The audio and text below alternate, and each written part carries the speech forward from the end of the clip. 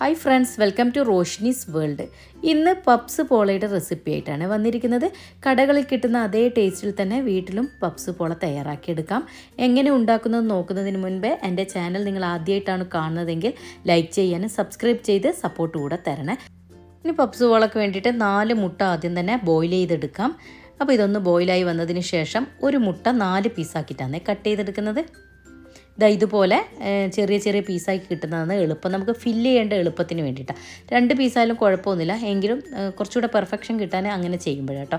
ഇനി അതങ്ങോട്ട് മാറ്റി വെച്ചതിന് ശേഷം മസാല തയ്യാറാക്കി എടുക്കാം. അതിനായിട്ട് 1 ടേബിൾ സ്പൂൺ ഓയിലാണ് ഒഴിച്ചു കൊടുത്തത്. ഇനി 4-5 പച്ചമുളക് ചെറുതാക്കി കട്ട് ചെയ്ത് ഇട്ട് കൊടുക്കാം. 4-5 വെളുത്തുള്ളി ചതച്ചതും ഒരു ചെറിയ പീസ് ഇഞ്ചി ചതച്ചതും കൂടി ഇട്ട് കൊടുത്തിട്ട് ഇതിൻ്റെയൊക്കെ റോ ടേസ്റ്റ് മാറുന്നവരൊന്ന് വഴറ്റിയെടുക്കാം. ഇതിൻ്റെ കൂടെ തന്നെ ഒരു 2 വലിയ ഉള്ളി ചെറുതാക്കി കട്ട് ചെയ്ത് ഇട്ട് കൊടുക്കുന്നുണ്ട്. ഇനി ആവശ്യത്തിനുള്ള ഉപ്പ് കൂടി ഇട്ടിട്ടൊന്ന് വഴറ്റിയെടുക്കാം.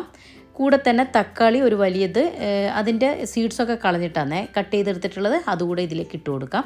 അത് നല്ല ചെറുതാക്കിയിട്ട് തന്നെ കട്ട് ചെയ്തെടുക്കാം. എന്നിട്ട് നന്നായിട്ടൊന്ന് വഴറ്റിയെടുക്കാം. ഇനി ഇതിലോട്ട് പൊടികൾ ചേർത്ത് കൊടുക്കാം. 1/4 ടീസ്പൂൺ മഞ്ഞൾപ്പൊടി, 1/2 ടീസ്പൂൺ മല്ലിപ്പൊടി, 1 ടീസ്പൂൺ കുരുമുളക് പൊടി, കൂടെ തന്നെ ഗരം മസാല പൊടിയും ഒരു 1/4 ടീസ്പൂൺ ഇട്ട് കൊടുത്തിട്ടുണ്ട്. ഇനി ഈ പൊടികളുടെ റോ ടേസ്റ്റ് മാറുന്നവരൊന്ന് വഴറ്റി കൊടുക്കാം.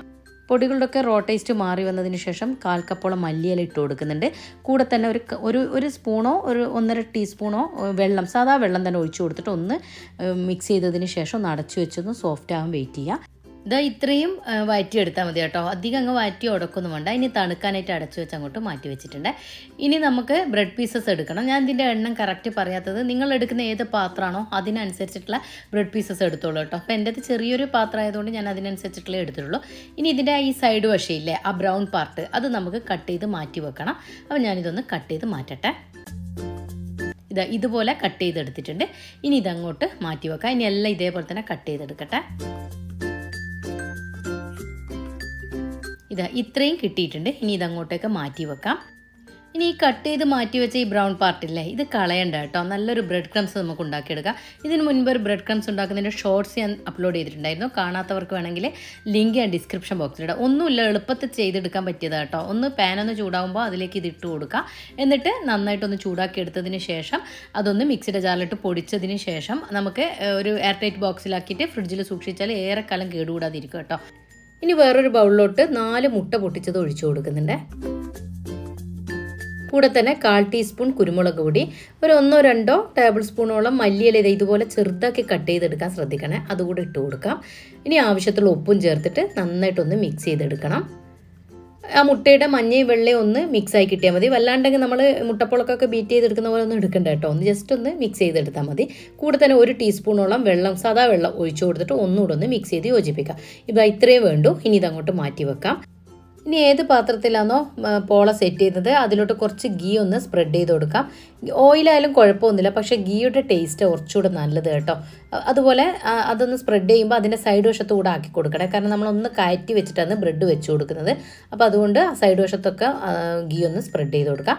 ഇനി ബ്രെഡ് പീസസും ഓരോന്ന് എടുത്തിട്ട് ഈ മുട്ടയുടെ നമ്മൾ മാറ്റി വെച്ചിട്ടുണ്ടായിരുന്നില്ലേ ഒന്ന് ബീറ്റ് ചെയ്തിട്ട്, അതിലോട്ടൊന്ന് ഡിപ്പ് ചെയ്തെടുത്തതിന് ശേഷം ഇതുപോലെ ഒന്ന് കയറ്റി വെച്ച് കൊടുക്കാൻ ശ്രദ്ധിക്കുക. ഓരോ പീസസും ആ ബ്രെഡ് പോള ഏത് പാത്രത്തിലാണോ സെറ്റ് ചെയ്യുന്നത് അതിൻ്റെ ഒന്നിങ്ങനെ കയറ്റി വെച്ച് കൊടുക്കാൻ ശ്രദ്ധിക്കുക. കാരണം നമ്മൾ മസാല ഇടുമ്പോൾ അതൊന്ന് കവറായി കിട്ടണമെങ്കിൽ ഇതുപോലെ ഒന്ന് കയറ്റി വെച്ച് കൊടുക്കണം കേട്ടോ. അപ്പോൾ അതുകൊണ്ട് അതൊന്ന് പ്രത്യേകം ശ്രദ്ധിക്കുക, അത്രയും ശ്രദ്ധിക്കണ്ടോ. അതുപോലെ ലെവലും ഒന്ന് കറക്റ്റാക്കി വെക്കുക. എന്ന് വെച്ചാൽ ഒന്ന് വെച്ച് കഴിഞ്ഞാൽ അതേ ലെവലിൽ തന്നെ റൗണ്ടായി കിട്ടും. അത് കാണാനുള്ളൊരു ഭംഗിക്കും. അതുമാത്രമല്ല നമ്മളിപ്പം മസാലയൊക്കെ അതിലേക്ക് ഫില്ല് ചെയ്തെടുക്കുമ്പോൾ ചില ഭാഗം താണിട്ടും ചില ഭാഗം പൊങ്ങിയിട്ടൊക്കെ ആകുമ്പോൾ ഒരു ഭംഗി ഉണ്ടാവില്ലല്ലോ കാണാൻ. അപ്പോൾ അതിന് വേണ്ടിയിട്ട് ഒന്ന് കറക്റ്റാക്കി ഒന്ന് വെച്ച് കൊടുക്കുക. അതൊക്കെ നമ്മൾ ഒന്ന് ശ്രദ്ധിക്കേണ്ട കാര്യമുള്ളൂ കേട്ടോ. ഇനി എവിടെയൊക്കെയാണോ ഗ്യാപ്പുള്ള അതൊക്കെ ഒന്ന് ഫില്ല് ചെയ്തെടുക്കാം. അതിൻ്റെ സൈഡ് വശത്തൊക്കെ 4 ഭാഗത്ത് ഇങ്ങനെ വന്നല്ലോ, അതൊക്കെ കട്ട് ചെയ്തിട്ട് അത് നമ്മൾ ഓരോന്ന് സെറ്റ് ചെയ്യുമ്പോൾ കറക്റ്റാക്കിയിട്ട് നോക്കി സെറ്റ് ചെയ്യുക. കാരണം മുട്ട ആയതുകൊണ്ട് തന്നെ പെട്ടെന്ന് ബ്രെഡ് ഒന്ന് സോഫ്റ്റായി കിട്ടുകയും ചെയ്യും കേട്ടോ നമ്മൾ ഡിപ്പ് ചെയ്തെടുക്കുമ്പോൾ. അതുകൊണ്ട് ഇതുപോലെ ഒന്ന് ഷേപ്പാക്കി എടുക്കാനൊന്നും വലിയ ബുദ്ധിമുട്ടൊന്നും ഉണ്ടായിട്ടുണ്ടായിരുന്നില്ല, പെട്ടെന്ന് തന്നെ ആയി കിട്ടിയിട്ടുണ്ടായിരുന്നേ. അപ്പോൾ അതുകൊണ്ട് ഇതുപോലെ തന്നെ കറക്റ്റാക്കി എടുക്കാൻ നോക്കുക. അതിൽ ഗ്യാപ്പൊന്നും ഇല്ലാതെ ഫില്ല് ചെയ്തെടുക്കാൻ ശ്രദ്ധിക്കുക. ഇപ്പോൾ ഇത് കംപ്ലീറ്റും ചെയ്തെടുത്തിട്ടുണ്ട്. ഇനി ഇതിലോട്ട് മസാല വെച്ച് കൊടുക്കണം. നമ്മൾ മാറ്റി വെച്ച മസാല ഒന്ന് തണുത്ത് വന്നിട്ടുണ്ട്. അതിൽ നിന്ന് കുറച്ചെടുത്തിട്ട് ഇതിൻ്റെ താഴത്തെ ഭാഗത്തേക്ക് നന്നായിട്ടൊന്ന് ഒന്ന് പതിച്ച് വെച്ച് കൊടുക്കാൻ ശ്രദ്ധിക്കുക. കാരണം നമുക്ക് മുകൾ ഭാഗത്ത് ഇതിൻ്റെ ബാക്കി ബ്രെഡ് പീസസ് വെച്ച് കൊടുക്കേണ്ടത്. അപ്പോൾ അത് കറക്റ്റാക്കി വെക്കുക. ഇനി മുട്ട കട്ട് ചെയ്ത് വെച്ചിട്ടുണ്ടായിരുന്നില്ലേ, അതിൽ നിന്ന് ഓരോ പീസ് എടുത്തിട്ട് അടുക്കി അടുക്കി വെച്ച് കൊടുക്കുക. എന്ന് വെച്ചാൽ അതിന് ചുറ്റാക്കിയിട്ട് സെൻറ്റർ ഭാഗത്തോട്ടൊക്കെ വരാം. അപ്പോൾ നമുക്ക് കറക്റ്റ് പാകത്തിന് കിട്ടും. ഇനി നിങ്ങൾ നേരെ പകുതിയാക്കിയാലും കുഴപ്പമൊന്നുമില്ല, ഇതുപോലെ അടക്കി വെച്ച് കൊടുക്കണമെന്നേ ഉള്ളൂ. അതുപോലെ അടക്കി വെച്ചതിന് ശേഷം കുറച്ച് മസാല മാറ്റി വെച്ചിട്ടുണ്ടായിരുന്നേ, അത് ഇതിൻ്റെ മുകൾ ഭാഗത്ത് ഇട്ട് കൊടുക്കുന്നുണ്ട്. അത് ഇട്ട് കൊടുക്കുമ്പോഴും ശ്രദ്ധിക്കേണ്ട കാര്യമുണ്ട്. നിറച്ച് ഇട്ട് കൊടുത്തിട്ട് നമുക്ക് ബ്രെഡ് വെച്ച് ഫില്ല് ചെയ്തെടുക്കാൻ ബുദ്ധിമുട്ടാവും. അതുകൊണ്ട് വെക്കാൻ പറ്റുന്നില്ലെങ്കിൽ ആ മുകൾ ഭാഗത്ത് ഇട്ട് കൊടുക്കണം, നിർബന്ധമേ ഇല്ല കേട്ടോ. അതുപോലെ ഞാൻ ഒരു മുട്ട കൂടെ ഉടച്ചിട്ട് ഇതുപോലൊന്ന് ബീറ്റ് ചെയ്ത് മാറ്റി വെക്കുന്നുണ്ട്. കാരണം അത് പോരാതെ വന്നിട്ട് ഞാൻ ഒരു മുട്ട കൂടെ ഉടച്ചിട്ട് ടോട്ടൽ 5 മുട്ടയാണ് ഞാൻ ഇതുപോലെ ഒന്ന് മുട്ടയുടെ മഞ്ഞയും വെള്ളയും ഒന്നിച്ച് ബീറ്റ് ചെയ്ത് വെച്ചിട്ട് 4 ആദ്യം എടുത്തു, പിന്നെ ഒന്നുകൂടെ ഒന്ന് ബീറ്റ് ചെയ്തു. പിന്നെ ഇനി ലാസ്റ്റ് ആ മുകൾ ഭാഗം കൂടെ ഒന്ന് കവർ ചെയ്യണമല്ലോ, അതിന് ബാക്കി വന്ന ബ്രെഡ് പീസസ് എടുത്തിട്ട് ഈ മുട്ടയിലൊന്ന് ഡിപ്പ് ചെയ്തിട്ട് വീണ്ടും കവർ ചെയ്ത് കൊടുക്കുക. ഇനി എവിടെയൊക്കെയാണോ നമ്മൾ കവർ ചെയ്യേണ്ടത് അതൊക്കെ പീസൊക്കെ കട്ട് ചെയ്തിട്ട് ഒന്ന് കറക്റ്റാക്കിയിട്ട് വെച്ച് കൊടുത്തത്. ഞാനിപ്പോൾ ഒരു ചെറിയ ഒരു ബ്രെഡിനെ പകുതിയാക്കിയിട്ട് അതിൻ്റെ സൈഡ് വശത്തൊക്കെ വെച്ച് കൊടുക്കുന്നുണ്ട്. ഇതുകൊണ്ടാണ് ഞാൻ പറഞ്ഞത് കേട്ടോ, മസാലയും മുട്ടയും വെക്കുമ്പോൾ കൂടുതലായിട്ട് വെക്കരുത്. നമ്മൾ എങ്ങനെയാണോ സെറ്റ് ചെയ്ത് വെച്ചത് അടിയിലുള്ളത് അതിൽ നിന്ന് കുറച്ച് താഴ്ത്തിയിട്ട് വേണം മസാലയും മുട്ടയും നിൽക്കാൻ. അപ്പോഴാണ് ഈ മുകൾ ഭാഗത്ത് നമ്മൾ ഇതുപോലൊന്ന് ഗ്യാപ്പൊക്കെ ഫില്ല് ചെയ്യുമ്പോൾ കറക്റ്റായിട്ട് കിട്ടത്തുള്ളൂ കേട്ടോ.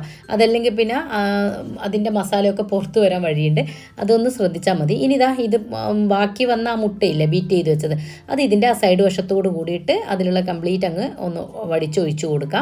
എന്നിട്ട് അതിൻ്റെ ഗ്യാപ്പൊക്കെ എവിടെ ഉണ്ടോ അതൊക്കെ ഒന്ന് ഫില്ലാകാൻ വേണ്ടിയിട്ട് ഒരു സ്പാച്ചിലോ സ്പൂണോ വെച്ച് ഒന്ന് ഇതുപോലെ ഒന്ന് തടവി കൊടുക്കുക. ഇനി ഈ പാത്രം ഒന്ന് ഇതുപോലെ ഒന്ന് തട്ടിക്കൊടുക്കുക. അപ്പോൾ എന്തെങ്കിലും എയർ ബബിൾസ് ഉണ്ടെങ്കിൽ ഔട്ടാവും കേട്ടോ. ഇനി ഇതൊന്ന് അടച്ചു വെച്ച് നമുക്കൊന്ന് കുക്ക് ചെയ്തെടുക്കാം. അപ്പോൾ കുക്ക് ചെയ്യുന്ന സമയത്ത് ഇതുപോലൊരു ഫ്ലെയിം കൺട്രോളറോ അതല്ലെങ്കിൽ ഒരു ഉപയോഗിക്കാത്ത ഏതെങ്കിലും ഒരു തവ ഉണ്ടാവുമല്ലോ, അത് വെച്ച് കൊടുത്തതിന് ശേഷം അതിൻ്റെ മുകളിലായിട്ട് നമ്മൾ ഈ പാത്രം വെച്ച് കൊടുത്താൽ ഒട്ടും അടിക്ക് പിടിക്കാതെ നമുക്ക് പെർഫെക്റ്റ് ആയിട്ട് തന്നെ പോളായി കിട്ടും കേട്ടോ. എപ്പോഴും അതൊന്ന് ശ്രദ്ധിച്ചാൽ മതി. അതുപോലെ നിങ്ങൾ ഗ്ലാസ് ലിഡ് എടുക്കുന്നതെങ്കിൽ അതിനെ ഫോയിൽ പേപ്പർ വെച്ചിട്ട് ഒന്ന് കവർ ചെയ്തെടുക്കാൻ ശ്രദ്ധിക്കണേ. എനിക്കിപ്പം ഇങ്ങനത്തെ ലിഡായതുകൊണ്ട് കുഴപ്പമില്ല, അതല്ലെങ്കിൽ അതൊന്ന് പ്രത്യേകം ശ്രദ്ധിക്കുക. അതുപോലെ ലോ ഫ്ലെയിമിലിട്ടിട്ട് വേണം കുക്ക് ചെയ്തെടുക്കാൻ. ഇനി ഇതൊന്ന് അടച്ചു വെച്ച് കൊടുത്തിട്ടുണ്ടായിരുന്നു. ഇപ്പോൾ ഇതിൻ്റെ മുകൾ ഭാഗം ഏകദേശം ഒരു 30 മിനിറ്റോളം എനിക്ക് ആയിട്ടുണ്ടായിരുന്നേ. ഒട്ടും ഒട്ടിപ്പിടിക്കുന്നില്ല. കയ്യിൽ നിന്ന് കണ്ടാൽ നമുക്ക് വേറൊരു പാത്രത്തിലോട്ട് ഇതൊന്ന് മാറ്റിയിട്ട് അതിൻ്റെ മുകൾ ഭാഗം കൂടെ ഒന്ന് ജസ്റ്റ് ഒന്ന് ആവാൻ വേണ്ടിയിട്ട് ഫ്ലിപ്പ് ചെയ്തിടാൻ വേണ്ടിയിട്ട് ആ പാനിലോട്ടും കുറച്ച് ഗീ ഒന്ന് സ്പ്രെഡ് ചെയ്ത് കൊടുക്കുക. എന്നിട്ട് അതിൻ്റെ മുകളിലേക്ക് കമഴ്ത്തി വെച്ചതിന് ശേഷം ഒന്ന് ഇതിലേക്ക് മാറ്റി കൊടുക്കുന്നുണ്ട്. കണ്ടോ, ഇപ്പോൾ അടിവശം ഒന്നും കരിയാതെ നല്ല പെർഫെക്റ്റ് ആയിട്ട് തന്നെ ആയി കിട്ടിയിട്ടുണ്ട്.